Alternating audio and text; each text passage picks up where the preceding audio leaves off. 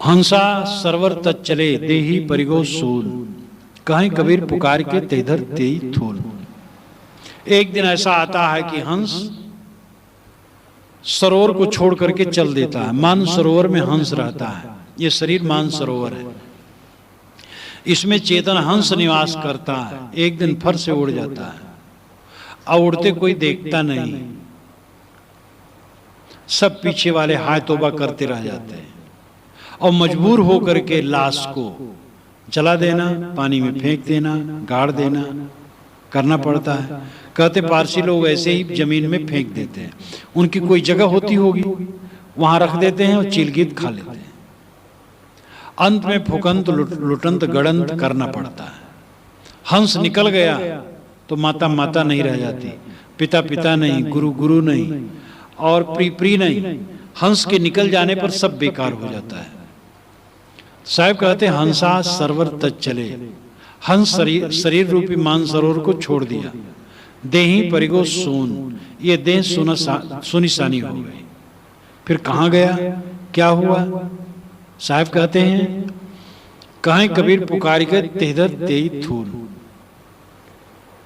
साहब जीव को नित्य मानते हैं, आत्मा को नित्य मानते हैं, पुनर्जन्म और कर्म फल भोग मानते हैं। भारतीय परंपरा का जो दार्शनिक पक्ष है उसको मजबूती से मानते हैं। पुनर्जन्म माने बिना समाज की व्यवस्था का समाधान नहीं हो सकता, और जो जीवों की गति है उसका समाधान नहीं हो सकता है। एक आदमी जन्म से ही निर्बुद्धि और एक आदमी तेज बुद्धिमान, इसका कारण क्या है? पुनर्जन्म न मानने से इसका समाधान नहीं हो सकता है। ईश्वर ने एक को मूर्ख बना के भेज दिया, एक को बुद्धिमान, ऐसा क्यों? एक को सर्वांग संपन्न बलिष्ठ शरीर वाला बनाया और एक को महारोगी बना दिया, ऐसा क्यों? एक को तो पैदा कर दिया फुटपाथों पर और एक को सतमाले भव्य भवन में, ऐसा क्यों? पुनर्जन्म न मानने से इसका समाधान नहीं हो सकता। पुनर्जन्म में इसका समाधान है, जीव अपने कर्मवश जन्म धारण करता है। ये हमारा जन्म नया नहीं है, इस जन्म के पीछे एक श्रृंखला है। ये शरीर अचानक नहीं खड़ा हो गया है। अगर बट का पेड़ है तो निश्चित बट का दाना आया है तब पेड़ हुआ है, और बट का दाना ऐसे नहीं बनता, बट के पेड़ में बनता है। इस प्रकार उसका क्रम अनादि, बीज से वृक्ष, वृक्ष से बीज। प्राय लोग प्रश्न जब रखते हैं और उनसे उलट करके प्रश्न किया जाता है कि पहले बीज है कि वृक्ष, तो लोग कह देते बीज। तो बिना वृक्ष के कैसे बीज हुआ? तो कहते हाँ हाँ पहले बीज, पहले पेड़ है। तो बिना बीज के कैसे पेड़ हो गया? कि हाँ तो बड़ा गड़बड़ है, तो क्या पहले तो पेड़ है कि बीज? बीज से पेड़, पेड़ से बीज, ये सदा से है, अनंत अनाद प्रवाह है। अंडा है कि मुर्गी? मुर्गी के बिना अंडा नहीं, अंडा के बिना मुर्गी नहीं। अंडा और मुर्गी का प्रवाह अनादि, बीज वृक्ष का प्रवाह अनादि, कर्म देह का प्रवाह अनादि। ये हमारी देह नई नहीं है, अनेक देह हुई हैं, और ये जीव जन्म जन्मांतरों में घूमता रहता है। साहब कहते हैं कि फिर वही होगा, शरीर छूटेगा, फिर देह में जाएगा। अपने स्वरूप को समझे, अपने स्वरूप को समझ करके स्वरूप में स्थित हो तो देह में जाना बंद हो। इसी को मोक्ष कहा जाता है। मोक्ष अपने स्वरूप में स्थित हो जाना, आत्मलोक, जिसको ब्रह्मलोक। याज्ञवल्क्य ने जनक को उपदेश करते हुए कहा, ये बृहदारण्यक उपनिषद के 4थे अध्याय के 4थे ब्राह्मण में विस्तार से कि आत्मा को उन्होंने बतलाया और कहा, अय जनक, ये आत्मा की स्थिति ही ब्रह्मलोक है। अपने आत्मा में लौट आना ही ब्रह्मलोक में पहुंच जाना है। लो मैंने तुमको ब्रह्मलोक में पहुंचा दिया। तो अपनी आत्मा को समझना और आत्मा में लौट आना, ये मोक्ष है। निस्वरूप की स्थिति मोक्ष है। अपने आत्मा को पा जाना मोक्ष है। संसार और आत्मा दो है, दृष्टा और दृश्य दो है। समुद्र के तट पर खड़े होइए, जल की तरफ देखिए तो जल है, और समुद्र की तरफ पीठ कर दीजिए तो केवल थल है, थल और जल की वहां सीमा मिलती है, और दोनों तरफ थल और जल निस्सीम दिखते हैं। इसी प्रकार बाहर देखो जगत है, भीतर देखो आत्मा है। बाहर हम जगत को देखते हैं, जगत को देखना बंद करते हैं तो आत्मा शेष रह जाती है। इसीलिए सनत कुमार ने नारद को उपदेश देते हुए कहा था कि भूमा यो वही भूमा तत् सुखम न अल्पे सुखमस्ति। भूमा में सुख है, अल्प में सुख नहीं है। और भूमा का लक्षण क्या है? यत्र नानद पश्यत नानद श्रवोत नानद विजानात स भूमा। जब दूसरे को नहीं देखता, दूसरे को नहीं सुनता, दूसरे को नहीं जानता, वो भूमा है। देखना, सुनना, जानना किसका होता है? देखते हैं हम विषयों को, सुनते हैं विषयों को, जानते हैं विषयों को। विषय नाम पदार्थ, दुनिया की चीजें। देखना, सुनना, जानना संसार की चीजों के लिए होता है। जब देखना बंद हो, सुनना बंद हो और जानना बंद हो, तब स्वयं शेष है। चश्म बंद हो, गोश बंद हो, लब्य बंद, गर्नबीनी, सर्रेहक, बर्मन, बखन। ये रूमी साहब ने कहा है, ईरान के महान संत, सूफी संत रूमी साहब। चश्म बंद हो, आंखें बंद कर लो, गोश बंद हो, कानों को बंद कर लो, लब्य बंद, ओठों को बंद कर लो, गर्नबीनी, सर्रेहक, इतने पर भी सत्य के दर्शन न हो, बर्मन, बखन, मेरा मजाक उड़ाना। तो जे जीवात्मा भटकता, माया मोह में भटकता, जो प्राणी पदार्थ मिलते हैं उनको अपना मान मान करके भटकता, नींद खुली दुनिया में मन गया, बस भटकना भटकना भटकना।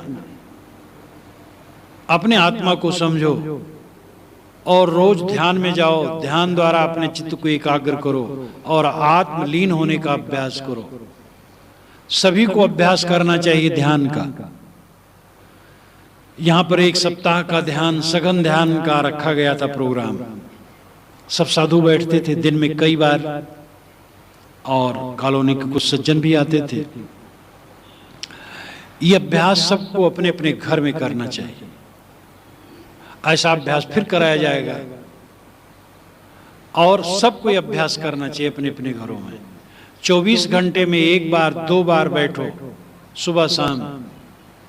स्वाध्याय जरूरी है, यानी धार्मिक ग्रंथों का अध्ययन, अच्छे आचार विचार, सरलता, पवित्रता, निष्कपटता, सद्गुण, आहार विहार में संयम, सात्विक भोजन, कोई नशा व्यसन बिल्कुल न लो, सात्विक भोजन करो और कम करो, हल्का भोजन करो। इस प्रकार सदाचार से रह करके शरीर हल्का बनता है और स्वच्छ रहता है। फिर ध्यान करो, बैठो, आंखें बंद करो और अंधकार दिखाई देता है। जब आंखें बंद करने तुरंत अंधकार दिखाई देता है, उसी अंधकार को देखो। मन इधर उधर समेटो, अंधकार को देखो और अंधकार में ही अपने मन को ठहराओ, उसी को देखते रहो। इधर उधर मन जाए लौटा लो, केवल अंधकार देखो। अंधकार देखते देखते उसमें प्रकाश दिखाई दे सकता है, लाल, पीला, उजला, काला कुछ। फिर उसको देखो और अपने मन को ठहराओ। ऐसा अभ्यास करते करते फिर ये सब छोड़ दो, संकल्पों को देखो क्या उठ रहा है। स्थिर होके बैठ जाओ और देखो क्या उठ रहा है मन में। जो उठ रहा है उसमें बल न दो, संकल्पों में अपना बल न दो। संकल्पों को छोड़ो छोड़ो छोड़ो, जो याद आवे छोड़ो, जो याद आवे छोड़ो। आप अपनी सत्ता संकल्पों में दे देते हैं, तब संकल्पों में बहते हैं। संकल्प जितने आए बल न दो तो संकल्प शून्य हो जाएंगे। ऐसा संकल्पों को छोड़ते छोड़ते मन का जाल कटता है और बड़ा हल्का हो जाता है, आत्मा एकदम संतुष्ट हो जाती है। हम मन में बहते रहते हैं, रात दिन बहते रहते हैं। तो बैठो एकाग्र होकर के और मन को देखो, केवल मन को देखो। शुभ और अशुभ दोनों छोड़ते जाओ। अच्छी बात उठो उसको भी छोड़ दो, गलत बात आओ उसको भी छोड़ दो। कोई संकल्प पकड़ो मत। और इसका अभ्यास रोज करो, सुबह और शाम। रोज अगर लगातार करोगे तो देखोगे आप काम धंधा करते हो, उठते बैठते व्यवहार करते हो, तो वहां भी अभ्यास रहेगा कि संकल्पों में उलझोगे नहीं। आपको दुख क्यों हो रहा है? कोई प्रतिकूल संकल्प आने से। और संकल्प छोड़ने की जब आदत हो जाती है तो ऐसे संकल्प छोड़ दिए जाते हैं, शक्ति बन जाती है, संकल्पों को छोड़ने का बल मिल जाता है, अभ्यास हो जाता है और आप संकल्प छोड़ देंगे और शांत संतुलित। संकल्पों को छोड़ने का अभ्यास बनाना चाहिए और ये जब अभ्यास प्रगाढ़ हो जाता है, तब जब सारे संकल्प छूट गए, तब आत्मा अपने आप में शांत। संकल्प ही आत्मा को संसार में जोड़ता है। आत्मा और संसार के बीच में पुल है संकल्प, और संकल्पों को जब काट दिया पुल खत्म हो गया, संसार में जाने का रास्ता बंद, बस आत्मा में। इसलिए संकल्पों को देखने का अभ्यास रोज करना चाहिए, सबको करना, स्त्री पुरुष बालक वृद्ध जो समझ पाए सबको करना चाहिए। और संकल्पों को छोड़ने का जब पूरा बल हो जाता है तब बड़ी शक्ति मिलती है, बड़ा आनंद मिलता है। सारा दुख संकल्पों के में उलझ करके है। याद करने लगे, कितने लोग कहते महाराज बिस्तर पर लेटता हूँ, बस वो 1 बज जाता है, 2 बज जाते, नींद नहीं आती। तो मैं कहता भाई तुम सोचते बहुत होगे कि हाँ महाराज, एक बात दूसरी बात तीसरी बात उसमें आती जाती है। ध्यान का अभ्यास करो तो आराम से नींद से संकल्पों को छोड़ने का बल मिलेगा। ध्यान का अभ्यास जब बढ़ जाता है तो साधक में ऐसा बल आ जाता है कि जब चाहे मन को समेट ले, और बिस्तर पर लेटे मन को समेट लिया, और मन को जहां समेटा नींद बिल्कुल आनी है। तो सोचने से नींद नहीं आती है। इसलिए मन को देखने और संकल्पों को छोड़ने, यानी संकल्पों में न मिलने का अभ्यास, ये दृष्टा अभ्यास, मन को देखने का अभ्यास, और ये अभ्यास जब पक्का हो जाता है तब संकल्प छूट जाते हैं। साधक बैठता है, संकल्पों को देखा, संकल्प शांत, और संकल्प शांत हुए, बस आत्मा तो शांत ही है। प्रपंचोपशमम शांतम शिवमद्वैतम चतुर्थम मन्यन्ते सात्मा सा विज्ञेया। जब प्रपंच शांत हुआ, बस शिव रूप रह गया, कल्याण रूप रह गया। ये मन ही तो सारा रोग है। मन शांत हुआ तो केवल शिव रह गया, केवल राम रह गया।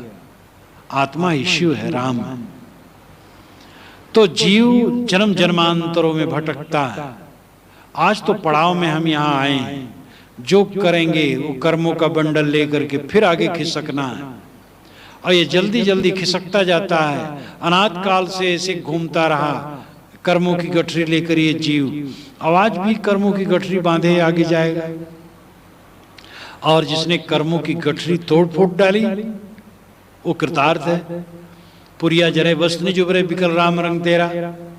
साहब की बात तो बिल्कुल अद्भुत रहती है। उन्होंने एक पंक्ति में कही है कि पुरिया जरे वस्त्र निज उबरे, पुड़िया जरे तो तुम्हारी वस्तु बच जाएगी।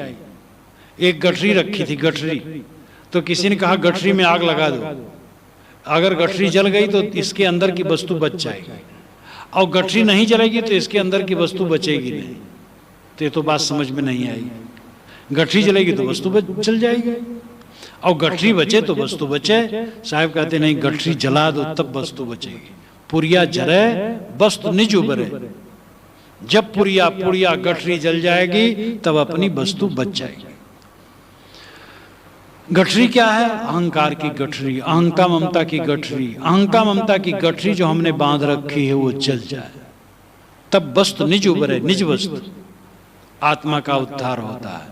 विकल राम रंग तेरा, ऐ राम तेरा रंग विकल है, अशांत है। तू ये गठरी को जला दे तब तेरा उद्धार होगा।